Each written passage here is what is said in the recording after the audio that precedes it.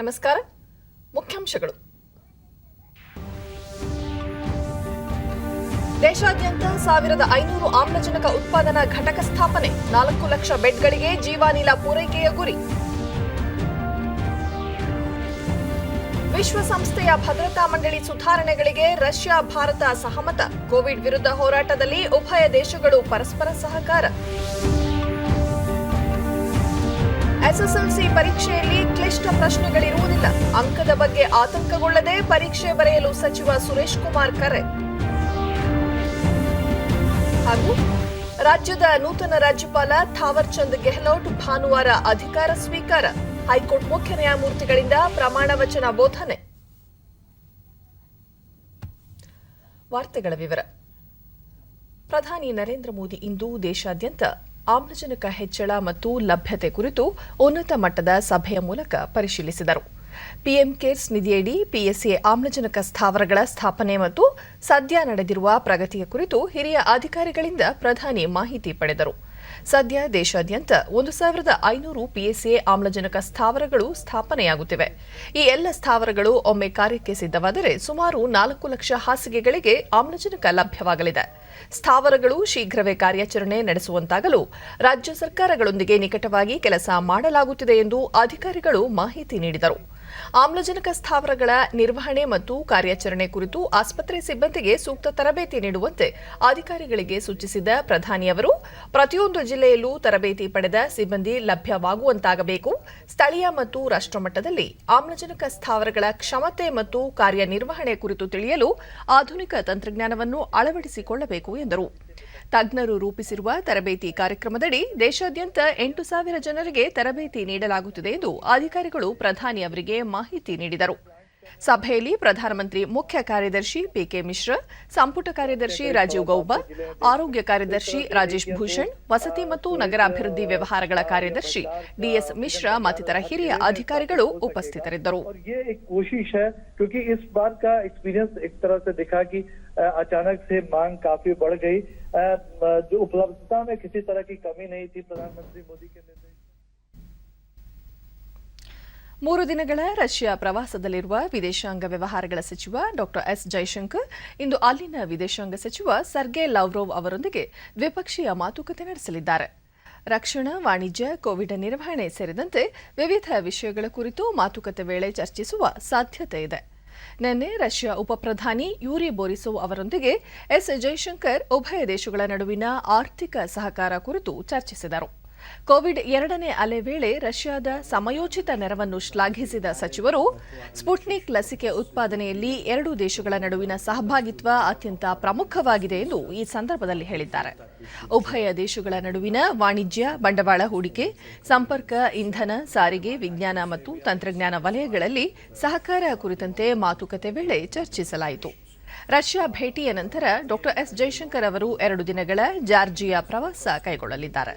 Space, energy and defense sectors. The Kudankulam nuclear power plant project is on track, and you heard from Mr. Lavrov tell you that the concrete first pour for Unit 5 has taken place. Space again has both practical and I would say symbolic importance for our relationship. You have been our original and strongest partners on the space side. The energy cooperation between us has grown very significantly in the last few years, and we see that today reflected both in new potential investments and long-term commitments which we have agreed to in the field of oil and gas. Our defense military technical cooperation, but I would say even industrial collaboration today has been strengthened by a Russian interest in Make in India program, which is very visible. Moving beyond the established areas, we have been discussing greater inter-regional cooperation, particularly with Russia. ಪ್ರಾಥಮಿಕ ಮತ್ತು ಪ್ರೌಢ ಶಿಕ್ಷಣ ಸಚಿವ S Suresh Kumar ಬನಶಂಕರಿಯ ಡಿಎಸ್ಇಆರ್ಟಿಯಿಂದ ಎಲ್ಲ ಜಿಲ್ಲಾ ಕೇಂದ್ರಗಳ ವಿದ್ಯಾರ್ಥಿಗಳೊಂದಿಗೆ ಬನ್ನಿ ವಿದ್ಯಾರ್ಥಿಗಳೇ ಪರೀಕ್ಷೆಯನ್ನು ಆತ್ಮಸ್ಥೈರ್ಯದಿಂದ ಬರೆಯೋಣ ಎಂಬ ವಿಡಿಯೋ ಸಂವಾದವನ್ನು ನಡೆಸಿದರು.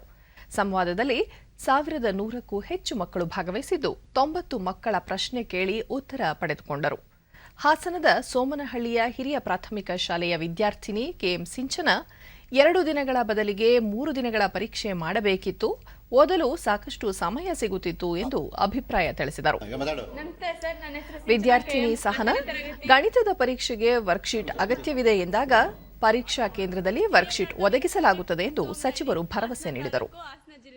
ತುಮಕೂರಿನ ವಿದ್ಯಾರ್ಥಿನಿ ಅಕ್ಷತಾ ಉನ್ನತ ಶ್ರೇಣಿಯಲ್ಲಿ ತೇರ್ಗಡೆಯಾದರೆ ವಿದ್ಯಾರ್ಥಿಗಳಿಗೆ ಉಚಿತವಾಗಿ ಸೀಟು ಸಿಗುತ್ತಿತ್ತು, ಆದರೆ ಈಗ ಅಂಕಗಳನ್ನು ಯಾವ ರೀತಿ ನೀಡುತ್ತಾರೆ ಎಂದು ಪ್ರಶ್ನಿಸಿದರು. ಅದಕ್ಕೆ ಪ್ರತಿಕ್ರಿಯಿಸಿದ ಸಚಿವರು ಅಂಕದ ಬಗ್ಗೆ ಆತಂಕಕ್ಕೆ ಒಳಗಾಗದಂತೆ ಪರೀಕ್ಷೆ ಬರೆಯಲು ಸಲಹೆ ನೀಡಿದರು. ಸರ್, ಫಸ್ಟ್ ಅದೇ ಪ್ರೀವಿಯಸ್ ಪ್ಯಾಟರ್ನ್ ಅಲ್ಲಿ 95 ಅಬೌವ್ ತೆಗೆದ್ರೆ ಫ್ರೀ ಸೀಟ್ಸ್ ಅಲಾಟ್ಮೆಂಟ್ ಇತ್ತು ಕಾಲೇಜ್ಗೆ. ಇವಾಗ ನಾವು MCQ ಟೈಪ್ ಇರೋದ್ರಿಂದ ಹೇಗ್ ಅಲಾಟ್ಮೆಂಟ್ ಮಾಡ್ತಾರೆ ಸರ್? ಅಂದ್ರೆ ಇವಾಗ ನಾವು ಏನ್ ಪರ್ಸೆಂಟೇಜ್ ತೆಗಿತೀವೋ ಹಂಗೆ ಕೊಡ್ತಾರ ಅಥವಾ ಏನು? ಮ್ಯಾಥ್ಸ್ಗೆ ನನ್ನ ಹೆಸರು ಆದಿತ್ಯ ಸರ್, ನಾನು ಶರಣ ಬಸವೇಶ್ವರ ವಸತಿ ಪಬ್ಲಿಕ್ ಶಾಲೆಯಿಂದ ಬಂದಿದ್ದೀನಿ. ಮ್ಯಾಥ್ಸ್ಗೆ ಹೆಚ್ಚು ಟೈಮ್ ಪ್ರತಿ ವರ್ಷದಂತೆ ಈ ವರ್ಷವೂ ಕೂಡ ಅಂಕಗಳನ್ನು ಲೆಕ್ಕ ಹಾಕಲಾಗುತ್ತದೆ. 625ಕ್ಕೆ ವಿದ್ಯಾರ್ಥಿಗಳು ಪರೀಕ್ಷೆ ಬರೆಯುವ ಗುಣಮಟ್ಟ ಆಧರಿಸಿ ಮೌಲ್ಯಾಂಕನ ಮಾಡಲಾಗುತ್ತದೆ. ಮುಂದಿನ ಭವಿಷ್ಯದಲ್ಲಿ ಉದ್ಯೋಗ ಮತ್ತು ಉನ್ನತ ಶಿಕ್ಷಣ ಪ್ರವೇಶಕ್ಕೆ ತೊಂದರೆಯಾಗದಂತೆ ಅಂಕಪಟ್ಟಿ ದೊರೆಯಲಿದೆ ಎಂದು ಹೇಳಿದರು. ಕಲಬುರಗಿಯ ವಿದ್ಯಾರ್ಥಿ ಆದಿತ್ಯ ಪರೀಕ್ಷೆಗೆ ಸಮಯ ಸಾಲುವುದಿಲ್ಲ ಎಂದಾಗ ಶಿಕ್ಷಣ ಇಲಾಖೆಯ ಉನ್ನತಾಧಿಕಾರಿಗಳು ಸಮಜಾಯಿಷಿ ನೀಡಿ ಹೆಚ್ಚು ಸಮಯ ಕೇಳುವ ಕ್ಲಿಷ್ಟ ಪ್ರಶ್ನೆಗಳು ಪರೀಕ್ಷೆಯಲ್ಲಿ ಇರುವುದಿಲ್ಲ, ನಿಮಿಷಕ್ಕೆ 1ರಂತೆ 40 ಪ್ರಶ್ನೆಗಳು, ಒಟ್ಟು 3 ಪರೀಕ್ಷೆಯಲ್ಲಿ 120 ಪ್ರಶ್ನೆಗಳಿರುತ್ತವೆ ಎಂದರು. ಬಳಿಕ ಸುದ್ದಿಗೋಷ್ಠಿಯಲ್ಲಿ ಸಚಿವರು ಪರೀಕ್ಷೆ ನಡೆಸುವುದು ಪ್ರತಿಷ್ಠೆಯ ವಿಷಯವಲ್ಲ, ವಿದ್ಯಾರ್ಥಿಗಳ ಭವಿಷ್ಯದ ದೃಷ್ಟಿಯಿಂದ ನಿರ್ಧಾರ ಕೈಗೊಳ್ಳಲಾಗಿದೆ, ಸುರಕ್ಷತೆಗೆ ಹೆಚ್ಚು ಆದ್ಯತೆ ನೀಡಿದ್ದೇವೆ, ರಾಜ್ಯಾದ್ಯಂತ ವಿದ್ಯಾರ್ಥಿಗಳು ಮತ್ತು ಪೋಷಕರು ಪರೀಕ್ಷೆಯನ್ನು ಸ್ವಾಗತಿಸಿದ್ದಾರೆ ಎಂದರು. ಪರೀಕ್ಷಾ ಕಾರ್ಯಕ್ಕಾಗಿ 1,33,000 ಸಿಬ್ಬಂದಿಗಳನ್ನು ನಿಯೋಜಿಸಲಾಗಿದ್ದು, ಅವರಲ್ಲಿ 1,30,000 ಸಿಬ್ಬಂದಿಗಳು ಕೋವಿಡ್ನ ಮೊದಲ ಡೋಸ್ ಲಸಿಕೆ ಪಡೆದಿದ್ದಾರೆ. 48,000 ಮಂದಿ 2ನೇ ಡೋಸ್ ಪೂರೈಸಿದ್ದಾರೆ. ಇನ್ನೆರಡು ದಿನಗಳಲ್ಲಿ 3,440 ಮಂದಿ 2ನೇ ಡೋಸ್ ಲಸಿಕೆ ಪಡೆಯಲಿದ್ದಾರೆ ಎಂದು ಹೇಳಿದರು. ಇದೇ ತಿಂಗಳ 20ರ ಆಸುಪಾಸಿನಲ್ಲಿ ದ್ವಿತೀಯ PUC ಫಲಿತಾಂಶವನ್ನು ಪ್ರಕಟಿಸುವುದಾಗಿ ಸಚಿವರು ಭರವಸೆ ನೀಡಿದರು. ಇದರ ಒಟ್ಟು ಅಂದ್ರೆ ಬೆಲೆ ಸುಮಾರು 10 ಲಕ್ಷ ರೂಪಾಯಿ, 10 ಲಕ್ಷ ರೂಪಾಯಿ ಬೆಲೆ ಬಾಳುವ ಸ್ಯಾನಿಟೈಸರ್ನ ಅವರು ಕೊಡ್ತಾ ಇದ್ದಾರೆ. ನಮ್ಮ ಮಕ್ಕಳ ಒಂದು ಶ್ರೇಯಸ್ಗೋಸ್ಕರ, ಮಕ್ಕಳ ಯೋಗಕ್ಷೇಮಕ್ಕೋಸ್ಕರ, ಮಕ್ಕಳ ಶೈಕ್ಷಣಿಕ ಭವಿಷ್ಯಕ್ಕೋಸ್ಕರ ನಾವು ನಿಮ್ ಜೊತೆ ಇರ್ತೀವಿ ಅಂತ ಮುಂದೆ ಬಂದಿರೋದು ನಮ್ಗೆ ಸಾಕಷ್ಟು ಭರವಸೆಯನ್ನ, ನಮ್ಮ ವಿಶ್ವಾಸವನ್ನ ಹೆಚ್ಚು ಮಾಡಿದೆ. ಇವತ್ತೇನೇನು ಸಾಂಕೇತಿಕವಾಗಿ ನಮಗೆ ಹ್ಯಾಂಡ್ ಓವರ್ ಮಾಡ್ತಾ ಇದ್ದಾರೆ ಅವರೆಲ್ಲರೂ ಕೂಡ ಧನ್ಯವಾದಗಳನ್ನ ನಾನು ತಿಳಿಸ್ತೇನೆ. ಇದ್ರ ಜೊತೆನೆ ನಮ್ಮ ಸ್ಕೌಟ್ಸ್ ಅಂಡ್ ಗೈಡ್ಸ್ ನ ಆಯುಕ್ತರು ಸ್ವತಃ ಅನೇಕ ಇಲಾಖೆಗಳನ್ನ ರಾಜ್ಯದ ನೂತನ ರಾಜ್ಯಪಾಲರಾಗಿ ನೇಮಕಗೊಂಡಿರುವ ಥಾವರ್ ಚಂದ್ ಗೆಹ್ಲೋಟ್ ಅವರು ಇದೇ 11ರಂದು ಅಧಿಕಾರ ಗೌಪ್ಯತಾ ಪ್ರಮಾಣ ವಚನ ಸ್ವೀಕರಿಸಲಿದ್ದಾರೆ. ರಾಜಭವನದಲ್ಲಿ ಭಾನುವಾರ ಬೆಳಗ್ಗೆ 10:30ಕ್ಕೆ ನಡೆಯುವ ಸಮಾರಂಭದಲ್ಲಿ ರಾಜ್ಯದ ಹೈಕೋರ್ಟ್ನ ಮುಖ್ಯ ನ್ಯಾಯಮೂರ್ತಿ ಅಭಯ್ ಶ್ರೀನಿವಾಸ್ ಓಕಾ ಅವರು ನೂತನ ರಾಜ್ಯಪಾಲರಿಗೆ ಪ್ರಮಾಣ ವಚನ ಬೋಧಿಸಲಿದ್ದಾರೆ. ನಿರ್ಗಮಿತ ರಾಜ್ಯಪಾಲರಾದ ವಜೂಭಾಯಿ ವಾಲಾ ಅವರ ಅಧಿಕಾರಾವಧಿ ಪೂರ್ಣಗೊಳ್ಳುವ ಹಿನ್ನೆಲೆಯಲ್ಲಿ ರಾಷ್ಟ್ರಪತಿಯವರು ಥಾವರ್ ಚಂದ್ ಗೆಹ್ಲೋಟ್ ಅವರನ್ನು ರಾಜ್ಯಪಾಲರಾಗಿ ನೇಮಿಸಿದ್ದಾರೆ. ರಾಜ್ಯಸಭಾ ಸದಸ್ಯರಾಗಿ, ಕೇಂದ್ರ ಸಚಿವ ಸಂಪುಟದಲ್ಲಿ ಸಾಮಾಜಿಕ ಮತ್ತು ಸಬಲೀಕರಣ ಸಚಿವರಾಗಿ ಜವಾಬ್ದಾರಿ ನಿರ್ವಹಿಸುತ್ತಿದ್ದ ಥಾವರ್ ಚಂದ್ ಗೆಹ್ಲೋಟ್ ಅವರು ಇತ್ತೀಚೆಗೆ ಕೇಂದ್ರ ಸಂಪುಟಕ್ಕೆ ರಾಜೀನಾಮೆ ನೀಡಿದರು. ಭಾನುವಾರ ಕರ್ನಾಟಕದ 19ನೇ ರಾಜ್ಯಪಾಲರಾಗಿ ಅಧಿಕಾರ ವಹಿಸಿಕೊಳ್ಳುವ ಮೂಲಕ ಜವಾಬ್ದಾರಿ ನಿರ್ವಹಿಸಲಿದ್ದಾರೆ. ರಕ್ಷಣಾ ಖಾತೆ ರಾಜ್ಯ ಸಚಿವ ರೈತರ ಹಿತರಕ್ಷಣೆ ಹಾಗೂ ಜನಸಾಮಾನ್ಯರ ಆರೋಗ್ಯ ಕಾಪಾಡಲು ಆದ್ಯತೆ ನೀಡುವುದಾಗಿ ಕೇಂದ್ರ ರಾಸಾಯನಿಕ ಮತ್ತು ರಸಗೊಬ್ಬರ ಖಾತೆ ಸಚಿವ ಮನ್ಸುಖ್ ಮಾಂಡವಿಯಾ ಹೇಳಿದ್ದಾರೆ. ತಮ್ಮ ಇಲಾಖೆಯ ಕಾರ್ಯನಿರ್ವಹಣೆ ಆರಂಭಿಸಿರುವ ಅವರು ಈ ನಿಟ್ಟಿನಲ್ಲಿ ಪ್ರಧಾನಿ ನರೇಂದ್ರ ಮೋದಿ ಅವರ ದೃಷ್ಟಿಕೋನವನ್ನು ಸಾಕಾರಗೊಳಿಸುವುದು ತಮ್ಮ ಉದ್ದೇಶವಾಗಿದೆ. ಕೃಷಿಯಲ್ಲಿ ರಸಗೊಬ್ಬರ ಪಾತ್ರ ಅತ್ಯಂತ ಪ್ರಮುಖವಾಗಿದ್ದು, ಯಾವುದೇ ಸಮಸ್ಯೆಯಾಗದಂತೆ ಕ್ರಮ ಕೈಗೊಳ್ಳಲಾಗುವುದು ಹಾಗೂ ರೈತರ ಕಲ್ಯಾಣಕ್ಕೆ ಆದ್ಯತೆ ನೀಡಲಾಗುವುದು ಎಂದರು. मंत्री का पदभार संभाला मनसुख मांडविया ने रसायन एवं उर्वरक मंत्री का कार्यभार संभालने के बाद कहा कि किसानों की आय को दोगुना करने में उर्वरक की भूमिका अहम है। वे किसानों की आय दोगुना करने की दिशा में काम करेंगे।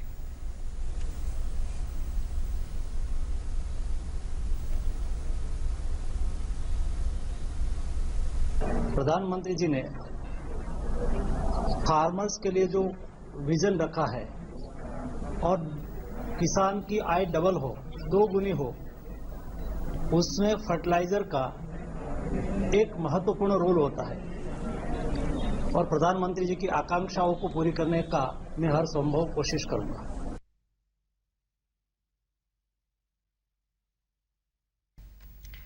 ಕೇಂದ್ರ ನಾಗರಿಕ ವಿಮಾನಯಾನ ಖಾತೆ ಸಚಿವರಾಗಿ ಜ್ಯೋತಿರಾದಿತ್ಯ ಸಿಂಧ್ಯಾ ಇಂದು ಅಧಿಕಾರ ಸ್ವೀಕರಿಸಿದರು. ಈ ವೇಳೆ ನಿಕಟಪೂರ್ವ ವಿಮಾನಯಾನ ಖಾತೆ ಸಚಿವ ಹರ್ದೀಪ್ ಸಿಂಗ್ ಪುರಿ ಉಪಸ್ಥಿತರಿದ್ದರು. पूर्व नागरिक उड्डयन मंत्री हरदीप सिंह पुरी भी मौजूद रहे।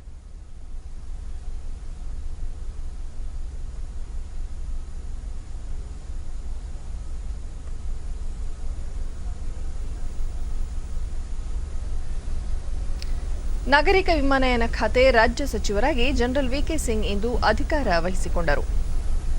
इस वक्त आप ये सीधी तस्वीरें देख रहे हैं। केंद्रीय राज्य मंत्री वीके सिंह इस वक्त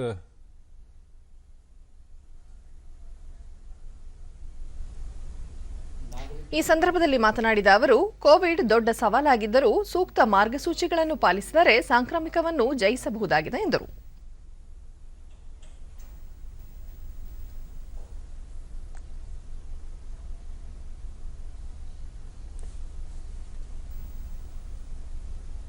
देना चाहूँगा कि उन्होंने मुझ पर विश्वास जताया है और एक और मंत्रालय में काम करने का मौका दिया है।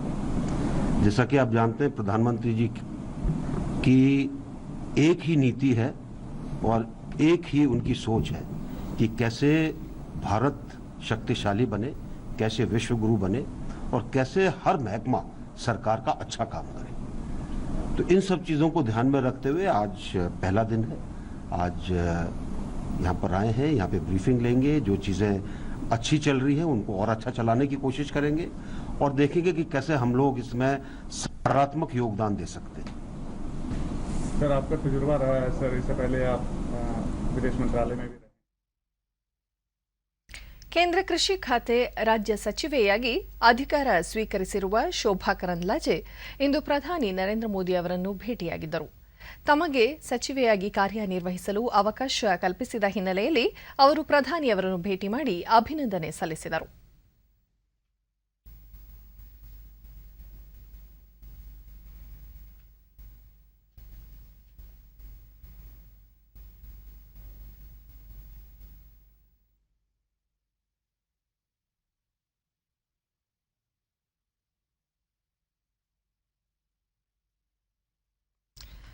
ಕೇಂದ್ರ ರಾಸಾಯನಿಕ ಮತ್ತು ರಸಗೊಬ್ಬರ ಖಾತೆ ರಾಜ್ಯ ಸಚಿವರಾಗಿ ಭಗವಂತ್ ಖೂಬಾ ನಿನ್ನೆ ಅಧಿಕಾರ ಸ್ವೀಕರಿಸಿದರು.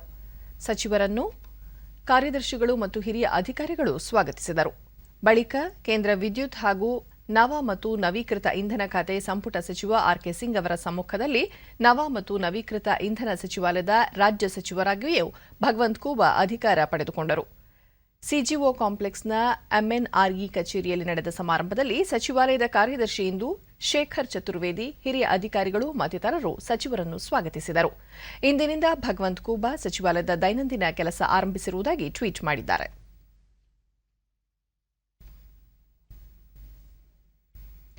ದೇಶದ 66 ಜಿಲ್ಲೆಗಳಲ್ಲಿ ಪಾಸಿಟಿವಿಟಿ ಪ್ರಮಾಣ 10% ಅಧಿಕವಾಗಿದೆ ಎಂದು ಕೇಂದ್ರ ಸರ್ಕಾರ ತಿಳಿಸಿದೆ.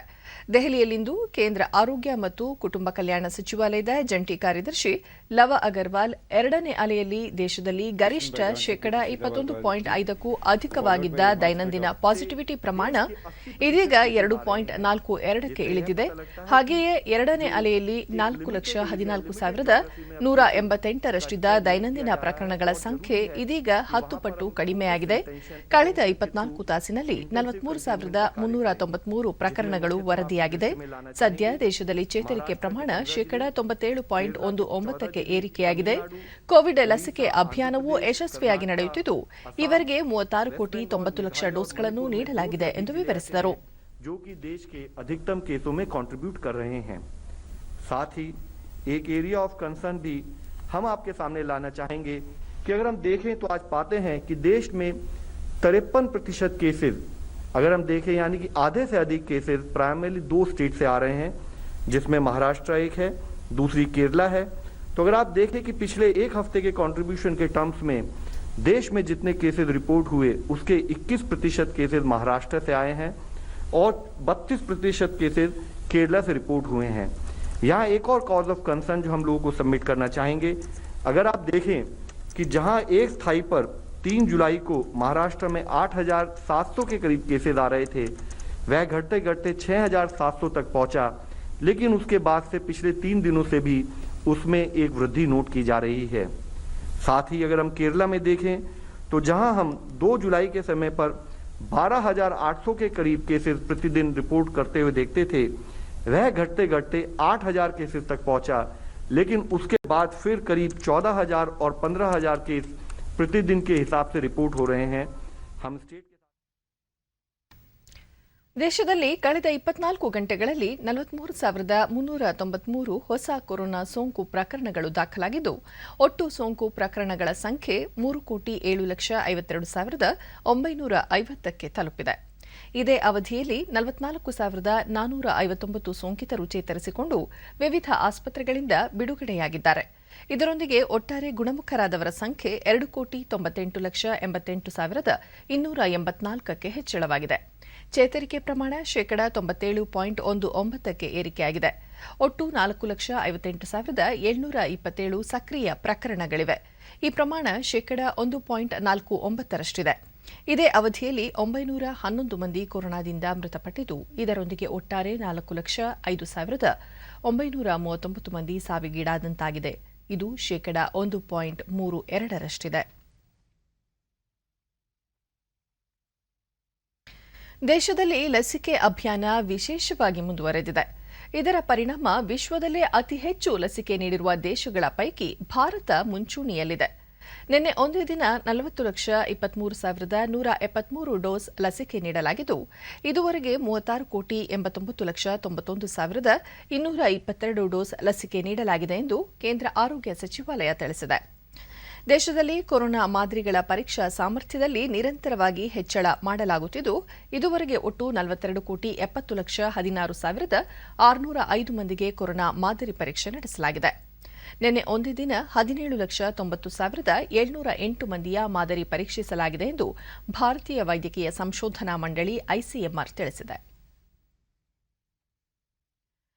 ಗ್ರಾಮ ಪಂಚಾಯಿತಿ ಮಟ್ಟದಲ್ಲಿ ರಚಿಸಿರುವ ಕಾರ್ಯಪಡೆಗಳಿಂದಾಗಿ ರಾಜ್ಯದ ಗ್ರಾಮೀಣ ಪ್ರದೇಶದಲ್ಲಿ ಕೋವಿಡ್ ಸೋಂಕು ನಿಯಂತ್ರಣಕ್ಕೆ ಬಂದಿದೆ ಎಂದು ಗ್ರಾಮೀಣಾಭಿವೃದ್ಧಿ ಸಚಿವ ಕೆಎಸ್ ಈಶ್ವರಪ್ಪ ತಿಳಿಸಿದರು. ಮೈಸೂರಿನಲ್ಲಿ ಸುದ್ದಿಗಾರರೊಂದಿಗೆ ಅವರು ಪಂಚಾಯಿತಿ ಮಟ್ಟದ ಕಾರ್ಯಪಡೆಗಳು ಉತ್ತಮವಾಗಿ ಕೆಲಸ ಮಾಡಿದ ಪರಿಣಾಮದಿಂದಾಗಿ ಕೋವಿಡ್ ಸೋಂಕು ಕಡಿಮೆಯಾಗುತ್ತಿದೆ.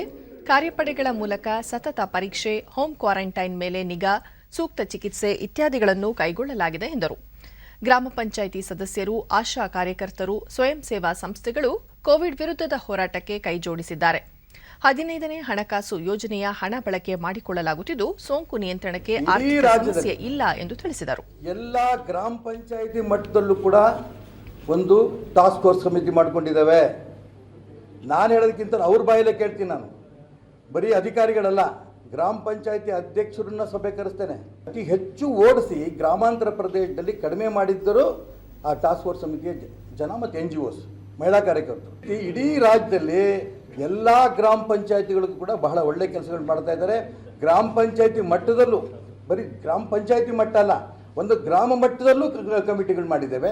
ಸಾಕಷ್ಟು ಇವತ್ತು ಕಡಿಮೆ ಆಗೋದಕ್ಕೆ ಪಾಪ ಗ್ರಾಮ ಪಂಚಾಯಿತಿ ಮಟ್ಟದ ಕಾರ್ಯಕರ್ತರು, ಚುನಾಯಿತ ಪ್ರತಿನಿಧಿಗಳು ಒಳ್ಳೆ ಕೆಲಸ ಮಾಡ್ತಾ ಇದ್ದಾರೆ. ನಾನು ಅವರಿಗೆ ಅಭಿನಂದನೆ. ರಾಜ್ಯದಲ್ಲಿ ಕೋವಿಡ್ 2ನೇ ಅಲೆ ಇಳಿಮುಖವಾಗುತ್ತಿದ್ದು ಸಂಭಾವ್ಯ 3ನೇ ಅಲೆಯನ್ನು ಎದುರಿಸಲು ಸರ್ಕಾರ ಸಕಲ ಸಿದ್ಧತೆ ಮಾಡಿಕೊಳ್ಳುತ್ತಿದೆ. ಹಾಸನ ಜಿಲ್ಲೆಯಲ್ಲಿ ಮಕ್ಕಳ ರಕ್ಷಣೆಗೆ ಹೆಚ್ಚಿನ ಆದ್ಯತೆ ನೀಡುತ್ತಿದ್ದು ಸೋಂಕಿನ ಬಗ್ಗೆ ಎಚ್ಚರಿಕೆ ವಹಿಸುವಂತೆ ವೈದ್ಯರು ಪೋಷಕರಲ್ಲಿ ಜಾಗೃತಿ ಮೂಡಿಸುತ್ತಿದ್ದಾರೆ.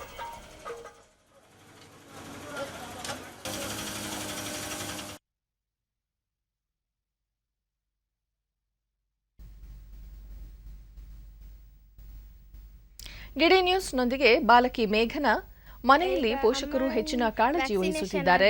ಮನೆಯಿಂದ ಹೊರಗೆ ಹೋಗುವ ಸಂದರ್ಭದಲ್ಲಿ ಮಾಸ್ಕ್, ಸ್ಯಾನಿಟೈಸರ್ ಇತ್ಯಾದಿಗಳನ್ನು ಬಳಸುತ್ತಿದ್ದೇವೆ ಎಂದು ತಿಳಿಸಿದರು. ಮಾಸ್ಕ್ ಹಾಕೊಂಡು ಸ್ಯಾನಿಟೈಸರ್ ಹಾಕೊಂಡಿರ್ತೀನಿ. ಯಾವಾಗಲೂ ನಾನು ಹೊರಗಡೆ ಆಟ ಆಡೋಕ್ಕೂ ಜಾಸ್ತಿ ಹೋಗ್ತಿಲ್ಲ. ಆಚೆ ಎಲ್ಲಾದ್ರೂ ಹೋಗಿ ಬಂದರೆ ಸ್ಯಾನಿಟೈಸ್ ಮಾಡ್ಕೋತೀನಿ. ಪೋಷಕರಾದ ಆಶಾ, ಕೋವಿಡ್ 3ನೇ ಅಲೆ ಮಕ್ಕಳಿಗೆ ಸಮಸ್ಯೆ ಉಂಟು ಮಾಡಲಿದೆ ಎಂಬ ಎಚ್ಚರಿಕೆ ಹಿನ್ನೆಲೆಯಲ್ಲಿ ಎಲ್ಲ ರೀತಿಯ ಸುರಕ್ಷತಾ ಕ್ರಮ ವಹಿಸಲಾಗಿದೆ ಎಂದು ತಿಳಿಸಿದರು. ನಾವು ಸ್ಯಾನಿಟೈಸರ್, ಮಾಸ್ಕ್, ಸೋಷಿಯಲ್ ಡಿಸ್ಟೆನ್ಸ್ ಅದರಿಂದ ಕಾಪಾಡುತ್ತಿದ್ದೇವೆ. ಮತ್ತು ಮಕ್ಕಳನ್ನು ನಾವು ಹೊರಗೆ ಆಡಲು ಬಿಡುವುದಿಲ್ಲ. ಆದಷ್ಟು ನಾವು ಜಾಗ್ರತೆಯನ್ನು ಕಾಪಾಡಿಕೊಂಡಿದ್ದೇವೆ.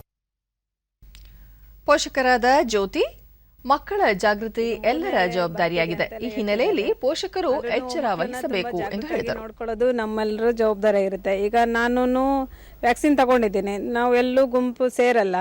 ನನ್ನ ಮಗಳು ಆಟ ಆಡೋಕ್ಕೆಲ್ಲ ಹೋದ್ರೂ ನಾನು ಮಾಸ್ಕ್ ಹಾಕಿ ಸ್ಯಾನಿಟೈಸರ್ ಹಾಕಿ ಕಳಿಸ್ತೇವೆ. ತುಂಬ ಕೇರ್ ಆಗಿ ನೋಡ್ಕೊತಾ ಇದ್ದೀವಿ. ಈಗ ತಜ್ಞರ ವರದಿ ಪ್ರಕಾರ ಜಿಲ್ಲಾ ಆರೋಗ್ಯಾಧಿಕಾರಿ ಡಾ ಸತೀಶ್, ಜಿಲ್ಲೆಯಲ್ಲಿ 2ನೇ ಅಲೆ ಪ್ರಭಾವ ತಗ್ಗುತ್ತಿದೆ. 3ನೇ ಅಲೆ ಎದುರಿಸಲು ಸಕಲ ಸಿದ್ಧತೆ ಮಾಡಿಕೊಳ್ಳಲಾಗುತ್ತಿದೆ. ಜಿಲ್ಲಾಸ್ಪತ್ರೆಯಲ್ಲಿ 200 ಹಾಸಿಗೆಗಳನ್ನು ಮಕ್ಕಳಿಗಾಗಿ ಮೀಸಲಿರಿಸಲಾಗಿದೆ. ತಾಲೂಕು ಆಸ್ಪತ್ರೆಗಳಲ್ಲಿ ಹಾಸಿಗೆಗಳು, ವೆಂಟಿಲೇಟರ್ಗಳ ಸಿದ್ಧತೆ ಮಾಡಿಕೊಳ್ಳಲಾಗಿದೆ.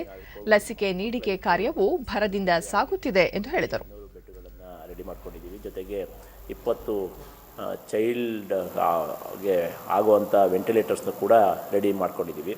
ತಾಲೂಕು ಆಸ್ಪತ್ರೆಯಲ್ಲೂ ಕೂಡ ಈಗಾಗಲೇ ನಾವು ನಿರ್ದೇಶನ ಕೊಟ್ಟಿದ್ದೀವಿ. 5 ಮಿನಿಮಮ್ 5 ಏನು ICUನ ಮಕ್ಕಳಿಗೋಸ್ಕರ ಮೀಸಲಿಡಬೇಕು. ಜೊತೆಗೆ ಅಲ್ಲೂ ಕೂಡ ಮಕ್ಕಳಿಗೆ ವೆಂಟಿಲೇಟರ್ಸ್ನ ಆಗುವಂಥ ಕೆಲಸವನ್ನು ಕೂಡ ನಾವು ಜಿಲ್ಲಾಡಳಿತ ಮಾಡ್ತಾ ಇದೆ. ಕೊಪ್ಪಳ ಜಿಲ್ಲೆಯಲ್ಲಿ ರೈತರು ಪೂರ್ವ ಮುಂಗಾರು ಹಂಗಾಮಿನಲ್ಲಿ ಬಿತ್ತನೆ ಮಾಡಿದ ಹೆಸರು ಬೆಳೆಗೆ ಹಳದಿ ನಂಜು ರೋಗ ತಗುಲಿದ್ದು ಇಳುವರಿ ಪ್ರಮಾಣ ಕುಂಠಿತವಾಗಿ ರೈತರಲ್ಲಿ ಆತಂಕ ಮೂಡಿಸಿದೆ. ಜಿಲ್ಲೆಯ ತಳಕಲ್ ಗ್ರಾಮದ ಹೆಸರು ಬೆಳೆದ ರೈತರ ಹೊಲಗಳಿಗೆ ಭೇಟಿ ನೀಡಿದ ಕೃಷಿ ವಿಸ್ತರಣಾ ಕೇಂದ್ರದ ವಿಜ್ಞಾನಿಗಳು ಬೆಳೆಗಳನ್ನು ವೀಕ್ಷಿಸಿ ರೋಗ ಹರಡದಂತೆ ಮುಂಜಾಗ್ರತಾ ಕ್ರಮಗಳನ್ನು ಕೈಗೊಳ್ಳಲು ರೈತರಿಗೆ ಅಗತ್ಯ ಸಲಹೆ ನೀಡಿದರು.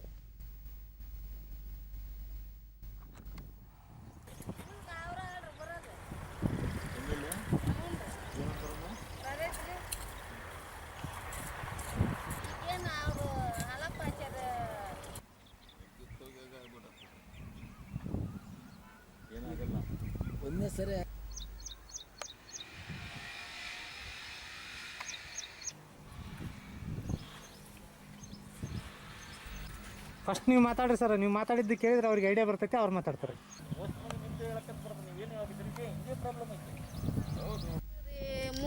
ಡಿಡಿ ನ್ಯೂಸ್ನೊಂದಿಗೆ ರೈತ ಮಹಿಳೆ ಸುಶೀಲಾ, ಹೆಸರು ಬೆಳೆಗೆ ಹಳದಿ ರೋಗ ಹರಡಿರುವುದರಿಂದ ಇಳುವರಿ ಕಡಿಮೆಯಾಗುವ ಆತಂಕವಿದೆ ಎಂದರು. 125 ರೂಪಾಯಿಗೆ ಸೇರಿ ಅದನ್ನ ಈಗ ಇಷ್ಟಷ್ಟು ಬಿತ್ತೀವ್ರಿ. ಬಿತ್ತಿ 3 ಚೀಲ ಗೊಬ್ಬರ ಕೊಟ್ಟಿವ್ರಿ. ಗೊಬ್ಬರ ಕೊಟ್ಟು ಎಲ್ಲ ಒಗತ್ತೆ ಮಾಡೀವ್ರಿ. ಒಗತ್ತೆ ಮಾಡಿದ್ರೆ ಆಗ ಒಂದು 50,000 ರೂಪಾಯಿ ಮಾಲ್ ಬರ್ತೈತ್ರಿ. ಈಗ ಅದು ಏನಾತಂದ್ರಿ, ಈಗ ಇದು ರೋಗ ಬಂದು ನಮ್ಗೆ ಲಾಸ್ ಆಕೈತ್ರಿ ಎಲ್ಲ. ಈಗ ಒಂದು 5,000 ಕೊಟ್ಟು ಕಳೆ ತೆಗಿಸಿದ್ವಿ ರೀ. ಆದ್ರೂ ಇದಷ್ಟು ಆದ್ರೆ ನಮ್ಗೆ ಇನ್ಮೇಲೆ ಈ ರೋಗ ಬಂದಿದ್ದಕ್ಕೆ ಲಾಸ್ ಬೆಳಿಗ್ಗೆ. ಮತ್ತೊಬ್ಬ ರೈತ ಯಮನೂರಪ್ಪ, ಕೃಷಿ ಅಧಿಕಾರಿಗಳ ಸಲಹೆಯಂತೆ ಬೆಳೆಗಳಿಗೆ ಔಷಧಿ ಸಿಂಪಡಿಸಿದರೂ ಯಾವುದೇ ಪ್ರಯೋಜನವಾಗುತ್ತಿಲ್ಲ ಎಂದರು. ಈಗ ಎಲ್ಲ ಇಲ್ಲದ್ದು ಬರಕತ್ತೈತಿ, ಇದ್ದದ್ದು ಬರಕತ್ತೈತ್ರಿ. ಈಗ ಮುಖ್ಯವಾಗಿ ಕಾಯಿಗೆ ಬರಕತ್ತೈತ್ರಿ. ಈಗ ಮುಂದೆ ಏನು ಮಾಡ್ಬೇಕಂದ್ರೆ ಗೊತ್ತಾಗಲ್ತ್ರಿ. 2 ಚೀಲದಿಂದ 3 ಚೀಲ ಬರ್ತೈತ್ರಿ. ಈಗ ಏನಿಲ್ಲ ಅಂದ್ರೆ 1 ಚೀಲ ಸಹಿತ ಬರಲ್ಲ ನೋಡ್ರಿ. ಅಷ್ಟು ಆ ಸ್ಟೇಜಿಗೆ ಬಂದತ್ರಿ. 1 ಎಕರೆಕ್ಕೆ ಕಡಿಮೆ ಅಂದ್ರೆ 3,000 ರೂಪಾಯಿ ಖರ್ಚು ಬಂದ್ರಿ ಸರ್. ಬೀಜದ ಬಂತು, ಗೊಬ್ಬರದ ಬಂತು, ಆಳಿಂದ ಬಂತು, ಎಲ್ಲ ಜಾಸ್ತಿ ಬರ್ತದೆ. 3,000 ರೂಪಾಯಿ ಖರ್ಚು ಬಂದ ಸರ್. ರೈತ ಫಕೀರಪ್ಪ, ಈ ರೋಗ ಬಾಧೆಯಿಂದ ಬೆಳೆಗಳು ಕಾಯಿ ಕಟ್ಟುತ್ತಿಲ್ಲ, ನಷ್ಟ ಅನುಭವಿಸುವ ಪರಿಸ್ಥಿತಿ ಎದುರಾಗಿದೆ ಎಂದು ಕಳವಳ ವ್ಯಕ್ತಪಡಿಸಿದರು. ಸರ್ ಕಂಟ್ರೋಲ್ ಆಗುತ್ತಾ ಏನು ಮಾಡುತ್ತಾ ನೋಡ್ಬೇಕ್ರಿ. ನೋಡ್ರಿ ಅದ ಗಿಡ ಅಂದ್ರೆ ಈಗ 1.5 ಫೂಟ್ ಎತ್ತರ ಬೆಳೆದೈತ್ರಿ ಸರ್. 2 ತಿಂಗಳದಾಗ ಬೆಳೆ ಎಲ್ಲ ಸಂಪೂರ್ಣ ಬರ್ಬೇಕ್ರಿ. ಅದು 60 ದಿನದಾಗ 60 ಕಡೆಗೆ 70 ದಿವಸಕ್ಕಂತೂ ಬರಲೇಬೇಕ್ರಿ ಸರ್. ಎಲ್ಲೋ ಮೊಸೈಕ್ ಯಾವ ರೀತಿ ಕೊಪ್ಪಳ ಕೃಷಿ ವಿಸ್ತರಣಾ ಶಿಕ್ಷಣ ಕೇಂದ್ರದ ವಿಜ್ಞಾನಿ ಡಾಕ್ಟರ್ ನಾಗೇಶ್ ಬಸಪ್ಪ ಜಾನೇಕಲ್ ರೈತರು ಬೆಳೆದ ಹೆಸರು ಬೆಳೆಗೆ ಕಾಡುತ್ತಿರುವ ರೋಗಗಳ ನಿಯಂತ್ರಣಕ್ಕೆ ರಾಸಾಯನಿಕ ರಸಗೊಬ್ಬರ ಬಳಕೆ ಮಾಡುವ ಕುರಿತು ಮಾಹಿತಿ ನೀಡಿದರು. ಕಳೆಗಳಿರ್ತವ, ಆ ಕಳೆಗಳ ಮೇಲೆ ರಸ ಹೀರಿ, ಆ ರಸ ಹೀರಿತಕ್ಕ ಹೀರಿಕೆಸಿ ಈ ಹೆಸರು ಬೆಳೆಗೆ ಬಂದು ನಂಜು ಬಿಡ್ತದಲ್ಲ, ಆ ಜೊಲ್ಲು ಬಿಡ್ತದಲ್ಲ, ಆ ಜೊಲ್ಲಿನಿಂದ ಹರಡತಕ್ಕಂಥ ಈ ವೈರಸ್ಸು ನಂಜಾಣು ರೋಗ. ಇದು ನಂಜು ರೋಗ ಅಂತ ಕರಿತೀವಿ. ಇದಕ್ಕೆ ಔಷಧನೇ ಇಲ್ಲ, ಏನೂ ಇಲ್ಲ. ಇದು ಏನು ಮುಂಜಾಗ್ರತೆ, ರೈತ ಏನು ಮಾಡ್ಬೇಕಂದ್ರೆ ಮುಂಜಾಗ್ರತೆ ವಹಿಸ್ಕೊಳ್ಬೇಕು.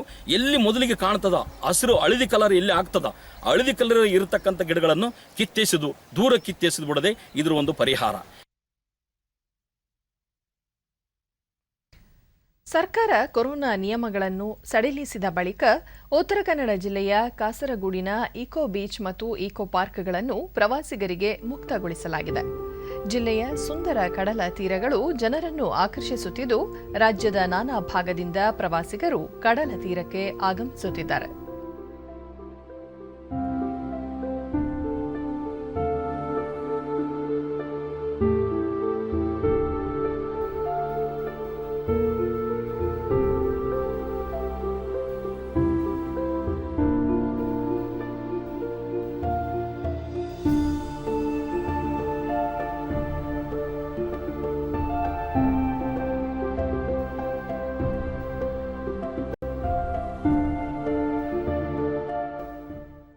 ಬೆಂಗಳೂರಲ್ಲಿ ಇದ್ದಿರೋ ಡಿಡಿ ನ್ಯೂಸ್ನೊಂದಿಗೆ ಬೆಂಗಳೂರಿನ ಪ್ರವಾಸಿಗ ಅರ್ಜುನ್, ಲಾಕ್ಡೌನ್ ನಂತರ ಕಡಲ ತೀರಗಳ ನಿರ್ವಹಣೆ ಕುರಿತು ಕುತೂಹಲವಿತ್ತು. ಪ್ರವಾಸೋದ್ಯಮ ಇಲಾಖೆ ಕಡಲ ಕಿನಾರೆಗಳನ್ನು ಅಚ್ಚುಕಟ್ಟಾಗಿ ನಿರ್ವಹಣೆ ಮಾಡಿದೆ ಎಂದರು. ಎಲ್ಲ ಚೆನ್ನಾಗಿ ಇಟ್ಕೊಂಡವ್ರೆ, ಪಾರ್ಕ್ ಎಲ್ಲ ಚೆನ್ನಾಗಿ ಗ್ರೋ ಆಗಿದೆ. ಇಲ್ಲಿರೋರು ಸೋಷಿಯಲ್ ಡಿಸ್ಟೆನ್ಸಿಂಗ್ ಎಲ್ಲ ನೋಡ್ಕೊಂಡು ಕೊರೋನಾ ಜಾಗ್ರತೆ ವಹಿಸಿ ಎಲ್ಲ ಬಿಡ್ತಾ ಇದ್ದಾರೆ. ಸೊ ಎಲ್ಲರೂ ಬರ್ಬೋದು, ನೋಡ್ಬೋದು. ಮತ್ತೊಬ್ಬ ಪ್ರವಾಸಿ ಹುಸೇನ್, ಸಮುದ್ರ ತೀರದಲ್ಲಿ ಸ್ವಚ್ಛತೆ ಕಾಪಾಡಲಾಗಿದ್ದು, ಮಕ್ಕಳು ಆಟವಾಡಲು ಇಕೋ ಪಾರ್ಕ್ಗಳನ್ನು ಆಕರ್ಷಕವಾಗಿ ನಿರ್ಮಿಸಿದ್ದಾರೆ ಎಂದರು. थोड़ा एंजॉय कर सकते हैं, एंटरटेन भी ठीक से है.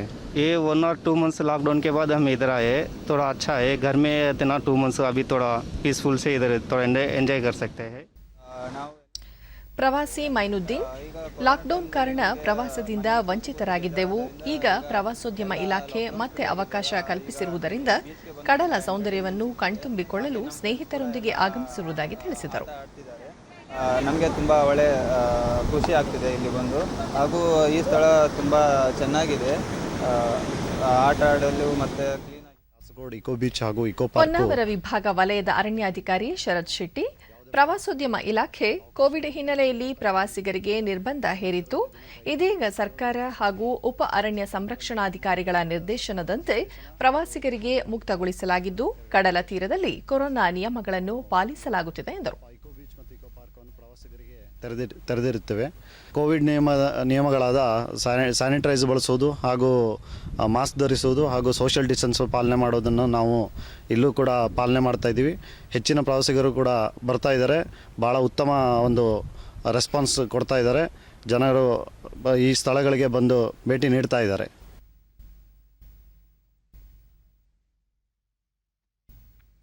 ತೀವ್ರ ಅನಾರೋಗ್ಯದಿಂದ ಚಿಕಿತ್ಸೆ ಪಡೆಯುತ್ತಿರುವ ಉತ್ತರ ಪ್ರದೇಶದ ಮಾಜಿ ಮುಖ್ಯಮಂತ್ರಿ ಕಲ್ಯಾಣ್ ಸಿಂಗ್ ಅವರು ಬೇಗ ಚೇತರಿಸಿಕೊಳ್ಳಲಿ ಎಂದು ಪ್ರಧಾನಿ ನರೇಂದ್ರ ಮೋದಿ ಹಾರೈಸಿದ್ದಾರೆ. ಈ ಕುರಿತು ಟ್ವೀಟ್ ಮಾಡಿರುವ ಅವರು, ದೇಶದ ಅಸಂಖ್ಯಾತ ಜನರು ಕಲ್ಯಾಣ್ ಸಿಂಗ್ ಜಿ ಅವರ ಚೇತರಿಕೆಗೆ ಹಾರೈಸುತ್ತಿದ್ದಾರೆ. ನಿನ್ನೆ ಬಿಜೆಪಿ ರಾಷ್ಟ್ರೀಯ ಅಧ್ಯಕ್ಷ ಜೆಪಿ ನಡ್ಡಾ ಹಾಗೂ ಮುಖ್ಯಮಂತ್ರಿ ಯೋಗಿ ಆದಿತ್ಯನಾಥ್ ಆಸ್ಪತ್ರೆಗೆ ಭೇಟಿ ನೀಡಿ ಆರೋಗ್ಯ ವಿಚಾರಿಸಿದ್ದಾರೆ. ತಾವು ಅವರ ಕುಟುಂಬ ಸದಸ್ಯರಿಂದಲೂ ಕಲ್ಯಾಣ್ ಸಿಂಗ್ ಅವರ ಆರೋಗ್ಯ ವಿಚಾರಣೆ ಮಾಡಿರುವುದಾಗಿ ತಿಳಿಸಿದರು.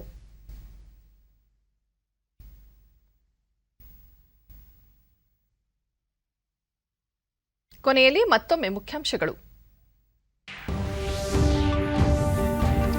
ದೇಶಾದ್ಯಂತ 1500 ಆಮ್ಲಜನಕ ಉತ್ಪಾದನಾ ಘಟಕ ಸ್ಥಾಪನೆ, 4 ಲಕ್ಷ ಬೆಡ್ಗಳಿಗೆ ಜೀವಾನಿಲ ಪೂರೈಕೆಯ ಗುರಿ. ವಿಶ್ವಸಂಸ್ಥೆಯ ಭದ್ರತಾ ಮಂಡಳಿ ಸುಧಾರಣೆಗಳಿಗೆ ರಷ್ಯಾ ಭಾರತ ಸಹಮತ, ಕೋವಿಡ್ ವಿರುದ್ಧ ಹೋರಾಟದಲ್ಲಿ ಉಭಯ ದೇಶಗಳು ಪರಸ್ಪರ ಸಹಕಾರ. ಎಸ್ಎಸ್ಎಲ್ಸಿ ಪರೀಕ್ಷೆಯಲ್ಲಿ ಕ್ಲಿಷ್ಟ ಪ್ರಶ್ನೆಗಳಿರುವುದಿಲ್ಲ, ಅಂಕದ ಬಗ್ಗೆ ಆತಂಕಗೊಳ್ಳದೆ ಪರೀಕ್ಷೆ ಬರೆಯಲು ಸಚಿವ ಸುರೇಶ್ ಕುಮಾರ್ ಕರೆ. ಹಾಗೂ ರಾಜ್ಯದ ನೂತನ ರಾಜ್ಯಪಾಲ ಥಾವರ್ ಚಂದ್ ಗೆಹ್ಲೋಟ್ ಭಾನುವಾರ ಅಧಿಕಾರ ಸ್ವೀಕಾರ, ಹೈಕೋರ್ಟ್ ಮುಖ್ಯ ನ್ಯಾಯಮೂರ್ತಿಗಳಿಂದ ಪ್ರಮಾಣ ವಚನ ಬೋಧನೆ. ನಮ್ಮ ವಾರ್ತಾ ಪ್ರಸಾರವನ್ನು ನೀವು ಡಿಡಿ ಚಂದನ ನ್ಯೂಸ್ ಯೂಟ್ಯೂಬ್ ಚಾನೆಲ್ನಲ್ಲೂ ವೀಕ್ಷಿಸಬಹುದು. ವೀಕ್ಷಕರೇ, ನಾನು ಈಗ ಸ್ಟುಡಿಯೋದಿಂದ ತೆರಳುತ್ತಿರುವ ಕಾರಣ ಮಾಸ್ಕ್ ಧರಿಸುತ್ತಿದ್ದೇನೆ. ನೀವು ಸಹ ಮನೆಯಿಂದ ಹೊರಹೋಗುವ ಮುನ್ನ ಸರಿಯಾದ ಕ್ರಮದಲ್ಲಿ ತಪ್ಪದೆ ಮಾಸ್ಕ್ ಧರಿಸಿ.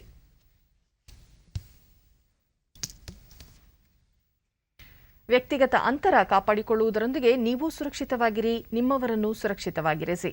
ನೈರ್ಮಲ್ಯಕ್ಕೆ ಆದ್ಯತೆ ನೀಡುವುದರ ಜೊತೆಗೆ ಸೋಂಕು ತಡೆಗೆ ಕೋವಿಡ್-19 ಲಸಿಕೆ ಪಡೆಯುವುದು ಅಗತ್ಯ. ನಮ್ಮ ಮುಂದಿನ ವಾರ್ತಾ ಪ್ರಸಾರ ಸಂಜೆ 7 ಗಂಟೆಗೆ. ನಮಸ್ಕಾರ.